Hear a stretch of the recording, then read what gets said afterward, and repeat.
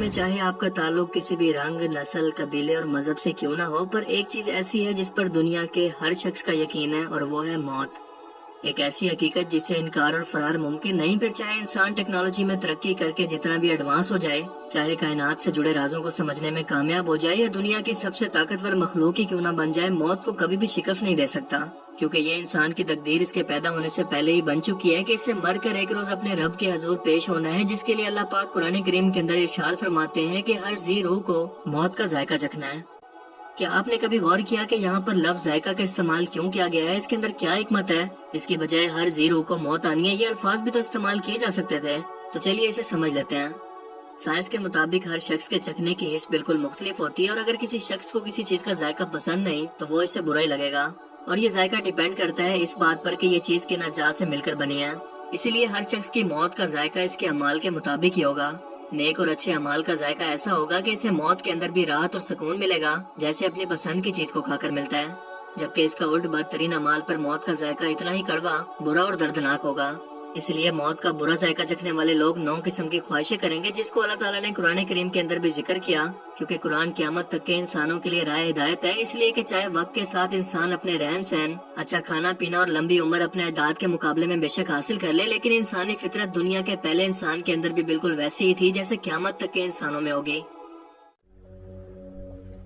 انسان مر کر جب اپنے سامنے آخرت اور حساب کتاب کو سچ پائے گا تو کہے گا کہ اے کاش میں مٹی ہوتا، یعنی میرا وجود ہی نہ ہوتا، اور میں مر کر اسی مٹی کے اندر شامل ہو گیا ہوتا، تاکہ مجھے یہ حساب تو نہ دینا پڑتا اور نہ ہی ہمیشہ کا ہی عذاب سہنا پڑتا۔ پھر کہے گا کہ اے کاش میں نے اپنی آخری زندگی کے لیے کچھ کیا ہوتا، یعنی ساری عمر بھی پیسے، کوٹھی، بنگلے، بینک بیلنس کمانے کی بجائے زندگی کے مقصد کو سمجھا ہوتا، اور آج مجھے یہ دن نہ دیکھنا پڑتا۔ پھر کہے گا کہ اے کاش مجھے میرا نامہ اعمال نہ دیا جاتا، اے کاش میں فلاں کو دوست نہ بناتا۔ یہاں دوست کا مطلب شیطان کو اور ایسے گمراہ اور بھٹکے ہوئے لوگوں کی پیروی کرنا ہے جنہوں نے اس کا ایمان برباد کر کے آج اسے اس حال کے اندر پہنچا دیا، قبروں پر اور بتوں پر سجدہ کروا کر اور زندگی کی لمبی امیدیں دلوا کر کہ ابھی تو توبہ کرنے کے لیے بہت وقت ہے۔ پر اے کاش کہ میں نے اپنی عقل کو استعمال کر کے ایسے لوگوں کو پہچان کر ان سے دوری اختیار کی ہوتی۔ اے کاش میں رسول اللہ کا راستہ اپنا لیتا، یعنی دین اسلام کے نام پر لوگوں نے مجھے جس فرقوں اور بدعت کے اندر ڈال کر گمراہ کیے رکھا، کاش میں صرف رسول اللہ صلی اللہ علیہ وآلہ وسلم کا راستہ اپنا کر صرف مسلمان ہی رہتا، کیونکہ خود اللہ کے رسول صلی اللہ علیہ وآلہ وسلم نے آخری خطبہ کے اندر فرمایا تھا کہ اے لوگوں میں تمہارے اندر اللہ کی کتاب اور اپنی سنت چھوڑے جا رہا ہوں، اور جو کوئی بھی اسے مضبوطی سے تھامے رکھے گا کبھی بھی گمراہ نہیں ہوگا۔ دین میں نئی نئی بدعات سے بچنا، یعنی خود سے دین کے اندر اپنی مرضی کی چیزوں کو شامل نہ کر لینا۔ جان لو کہ ہر بدعت گمراہی ہے اور ہر گمراہی جہنم میں لے جانے والی ہے۔ پھر کہے گا کہ کاش میں بھی نیک لوگوں کے ساتھ شامل ہوتا تو بہت بڑی کامیابی حاصل کر لیتا۔ اے کاش میں نے اپنے رب کے ساتھ کسی کو شریک نہ ٹھہرایا ہوتا، کیونکہ اب اسے احساس ہوگا کہ جس دنیاوی رب کے سامنے وہ پوری زندگی سجدہ کرتا رہا، آج اس کی مدد کے لیے کہیں پر موجود نہیں ہے۔ پھر کہے گا کہ اے کاش کوئی ایسی صورت ہو کہ ہم دنیا کے اندر پھر سے واپس بھیجے جائیں اور اپنے رب کی نشانیوں کو نہ جھٹلائیں اور ایمان لانے والے لوگوں میں شامل ہوں۔ اس روز انسان کی بے بسی اور شرمندگی کا تصور کریں کہ اب وہ چاہے جو بھی کر لے ہمیشہ کا عذاب اس کا مقدر ہے، وہ کبھی بھی دنیا میں واپس نہیں جا سکے گا، جیسا کہ ہندو اور دنیا کے دوسرے مذاہب کا ماننا ہے کہ انسان مرنے کے بعد بھی 7 جنم لیتا ہے۔ اگر انسان نیک ہو تو ہر بار انسان کی صورت میں، اور اگر برا ہو تو سزا کے طور پر کسی بھی جانور یا کیڑے مکوڑے کی صورت میں، یہاں تک کہ وہ امر ہو جاتا ہے۔ آپ کی یہ زندگی ان گناہ گار لوگوں کی خواہش ہے کہ کاش ایک بار ہم دنیا میں واپس چلے جائیں تو دوبارہ کبھی سجدے سے سر ہی نہ اٹھائیں۔ اسی لیے اپنی زندگی اور ایک ایک سانس کو اللہ تعالیٰ کی نعمت جان کر اللہ کے بندے بن جائیں اور ان لوگوں میں شامل نہ ہوں جو کہ جہنم میں جب جا رہے ہوں تو جہنم کے فرشتے ان سے سوال کریں کہ اے بدبختو، جہنم تک ہی پہنچ گئے ہو، کیا تم میں کوئی رسول نہیں آیا تھا تمہیں اس دن سے ڈرانے کے لیے اور اس عذاب کی خبر دینے؟ تو وہ کہیں گے کہ ہاں افسوس آیا تو تھا، پر ہم نے اپنی دنیا پرستی، مفاد پرستی اور نااہلی کی وجہ سے اسے جھٹلا دیا۔ انسان کی یہ فطرت میں شامل ہے کہ وہ اپنے وجود کی موجودگی اور مرنے کے بعد اس کے ساتھ کیا ہونے والا ہے ان سوالوں کے جواب جاننے کے لیے ہمیشہ بے قرار رہتا ہے، کیونکہ مرنے سے پہلے تک کوئی بھی اس کی تصدیق نہیں کر سکتا کہ آخرت یعنی موت کے بعد ہمیشہ کی زندگی اور عالم برزخ کا بھی وجود ہے۔ انسان جب بھی اس دنیا سے چلا جاتا ہے یا اسے موت آ جاتی ہے تو اس کا مادے جسم روح سے الگ ہو جاتا ہے۔ جسم تو یہیں رہ کر مٹی اور خاک کے اندر بدل جاتا ہے، لیکن اس کی روح ایک ایسے مقام کی طرف سفر کرتی ہے جو قیامت کے دن کے حساب کتاب سے پہلے تمام روحوں کے ٹھہرنے کا عارضی مقام ہے، جسے عالم برزخ کہتے ہیں۔ ناپاک اور کافر روح ایک پردے سے اپنا جہنم میں مقام دے کر آگ کے بستر پر سلا دی جاتی ہے، جہاں پر وہ قیامت تک موجود رہے گی، جبکہ نیک روح جنت میں اپنا مقام دے کر مخمل کے بستر پر آرام سے سو کر قیامت کا انتظار کرتی ہے۔ انسان جو بھی علم حاصل کرتا ہے وہ اس کے ماضی کے تجربات یا واقعات کا نچوڑ ہوتا ہے، مگر عالم برزخ اور آخرت کا وجود کچھ ایسے کانسیپٹ ہیں جنہیں کسی بھی شخص نے اگر ایکسپیرینس کیا بھی ہے تو وہ اسے بتانے کے لیے دنیا میں واپس نہیں آیا۔ اسلامی روایات سے ہمیں پتہ چلتا ہے کہ جب میت کو قبر میں دفن کر دیا جاتا ہے تو وہ ان کے جوتوں کی آواز بھی سنتا ہے جو کہ اس کو دفنا کر جا رہے ہیں۔ اگر وہ نیک روح ہے تو جو ہی ملک الموت روح قبض کر کے اپنے ہاتھوں میں اس کی روح کو لیتے ہیں تو پلک جھپکنے سے پہلے میت کے قریب موجود فرشتے ان سے اس روح کو لے لیتے ہیں اور اپنے ساتھ لائے ہوئے کفن کے اندر اسے رکھ لیتے ہیں، اور اس پاک روح سے روح زمین پر موجود مشک کی سب سے بہترین خوشبو پھوٹتی ہے۔ پھر آپ صلی اللہ علیہ وآلہ وسلم نے فرمایا کہ فرشتے اس روح کو لے کر آسمان کی طرف جاتے ہیں، اور فرشتوں کی جس جماعت سے بھی ان کا گزر ہوتا ہے تو وہ کہتے ہیں کہ یہ اس قدر پاک روح کس کی ہے؟ اس کے جواب میں اس پاک روح کے ساتھ موجود فرشتے اس کے دنیاوی بہترین سے بہترین نام کے ساتھ اور ولدیت کے ساتھ اسے بلاتے ہیں، اور یہ فرشتے اسے لے کر آسمان کی طرف سفر کرتے ہیں تو آسمان کا دروازہ فوراً سے اس کے لیے کھول دیا جاتا ہے، اور یوں ساتوں آسمانوں تک اس کی روح پہنچتی ہے جب تک کہ اللہ کا حکم آ جائے کہ میرے اس بندے کے نامہ اعمال کو علین میں لکھ دو، جو کہ جنت میں نیک لوگوں کے اعمال لکھنے کی بہت بڑی کتاب ہے جس کے پاس نیک فرشتے ہر وقت حاضر رہتے ہیں۔ اس کے بعد اللہ پاک فرماتے ہیں کہ اس روح کو زمین پر واپس کر دو، اس لیے کہ ہمارا ان سے وعدہ ہے کہ ہم نے اس کو اسی زمین سے پیدا کیا اور اسی زمین میں انہیں واپس لوٹائیں گے اور پھر اسی سے دوبارہ قیامت کے دن واپس نکالیں گے، اس لیے اس روح کو اس جسم میں فرشتے واپس چھوڑ کر آتے ہیں۔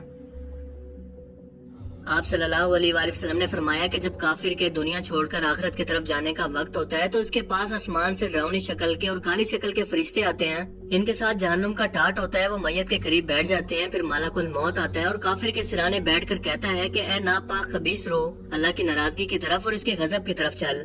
یہ ناپاک روح ڈر کر جسم میں ادھر ادھر چھپنے کے لیے بھاگتی ہے، جسے ملک الموت اس طرح سے کھینچتا ہے جس طرح سے گیلے اون کو یا کپاس کو کانٹوں پر کھینچا جائے۔ درد سے اس کی رگیں اور پٹھے کٹ کر اور تکلیف سے اس کی روح باہر نکلتی ہے۔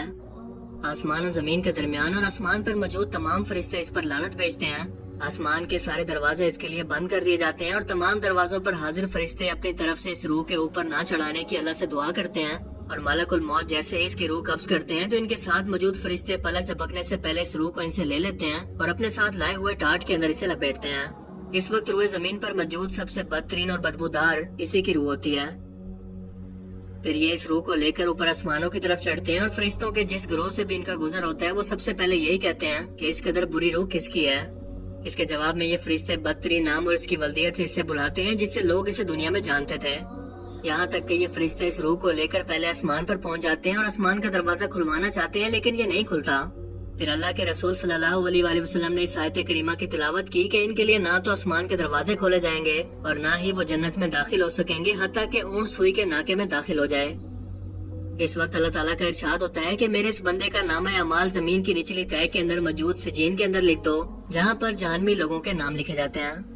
اس کے بعد اللہ تعالیٰ کا حکم ہوتا ہے کہ اس روح کو زمین پر واپس کر دو، کیونکہ میرا ان سے وعدہ ہے کہ میں نے انہیں اسی زمین پر پیدا کیا اور اسی زمین پر واپس کر کے اسے قیامت کے روز دوبارہ زندہ اٹھاؤں گا، لہٰذا اس کی روح زمین پر جھٹک کر پھینک دی جاتی ہے جو کہ جا کر اس کے جسم میں گرتی ہے، جسے بیان کرتے ہوئے اللہ کے رسول صلی اللہ علیہ وآلہ وسلم نے اس آیت کریمہ کی تلاوت کی کہ جس شخص نے اللہ کے ساتھ کسی کو شریک بنایا تو وہ ایسے ہے جیسے آسمان سے گرے، پھر اسے پرندے اچک لیں یا ہوا اسے کسی دور دراز کے مقام پر پھینک دے،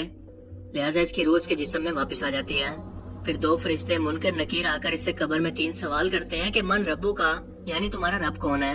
ماں دینو کا، تمہارا دین کیا ہے، اور نبی کریم صلی اللہ علیہ وآلہ وسلم کی شبیہ کو ظاہر کر کے پوچھتے ہیں کہ تم ان کے بارے میں کیا کہتے ہو۔ اگر اس میت نے ان تینوں سوالوں کے صحیح جواب دے دیے تو فرشتے اس سے سوال کرتے ہیں کہ تمہیں کیسے پتا،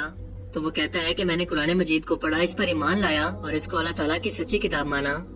تب اس کی قبر 70 ہاتھ چاروں طرف سے پھیلا دی جاتی ہے اور قبر میں روشنی کر دی جاتی ہے۔ یہ فرشتے آخرت میں اس کا جنتی مقام دکھا کر اسے کہتے ہیں کہ تم اب دلہن کی طرح سو جاؤ، جبکہ جو کافر اور مشرک روح ان سوالوں کے صحیح جواب نہ دے سکے تو حیرانی اور پریشانی کے اندر وہ ادھر ادھر دیکھ کر کہنے لگتی ہے کہ مجھے نہیں پتا، میں تو بس وہی کہا کرتا تھا جو لوگ کہتے تھے، یعنی میرے آس پاس کے لوگ اور آبا و اجداد۔ تب اس روح کو اپنا جہنمی مقام دکھا کر زمین سے یہ کہا جاتا ہے کہ اس پر تنگ ہو جاؤ، اور یوں زمین اس پر اتنا تنگ ہو جاتی ہے کہ اس کی پسلیاں ٹوٹنا شروع ہو جاتی ہیں، اور یوں قیامت تک اسے مختلف قسم کا آگ کا عذاب یوں ہی قبر میں ملتا رہے گا۔ اللہ تعالیٰ ہمیں قبر کے عذاب سے بچائے۔ یہ دنیا جو صرف کچھ سالوں کا امتحان ہے، اللہ تعالیٰ نے بس کھیل تماشے کے لیے نہیں بنائی بلکہ ہمارے امتحان کے لیے بنائی ہے، جہاں پر اس کی رنگینیوں میں کھو کر ہم اپنی آخرت اور موت یا زندگی کے مقصد کو ہی بلا بیٹھے ہیں۔ آج ذرا خود سے سوال کریں، کیا آپ اسی لمحے موت کے لیے یا اللہ تعالیٰ کے حضور پیش ہونے کے لیے تیار ہیں؟ دنیا کی کچھ سالوں کی زندگی کے بدلے میں ہمارے لیے آخرت میں ہمیشہ کی زندگی ہے، مگر آگ کے بستر پر یا پھولوں پر یہ فیصلہ ہم نے خود کرنا ہے۔ اللہ تعالیٰ ہمیں سمجھنے کی اور عمل کرنے کی توفیق عطا فرمائے، آمین۔